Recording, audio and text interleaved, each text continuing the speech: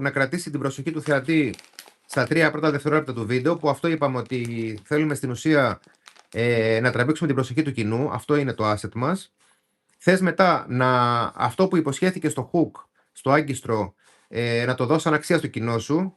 Δηλαδή, για παράδειγμα, αν προωθείς ένα κομμωτήριο, λες, ξέρω εγώ, ποια είναι τα 3 λάθη, ξέρω εγώ, που κάνουμε στην περιποίηση των μαλλιών μας. Αυτό είναι το hook. Μετά το story, λες ποια είναι αυτά τα 3 λάθη. Δίνεις αξία στο κοινό σου. Και έτσι διαφημίσεις την επιχείρησή σου σαν κομμωτής, για παράδειγμα. Και στο τέλος έχουμε το CTA, που είναι το call to action, που λες ότι αν θέλετε, ξέρω εγώ, να μη σας ξανασυμβεί ποτέ αυτό, ή αν θέλετε να περιποιηθείτε, ας πούμε, τα μαλλιά σας κατά τον καλύτερο δυνατό τρόπο, μπορείτε να μας επισκεφτείτε και λες τη διεύθυνση και το τηλέφωνο του κομμωτηρίου σου, ας πούμε, και έτσι διαφημίσεις την επιχείρησή σου.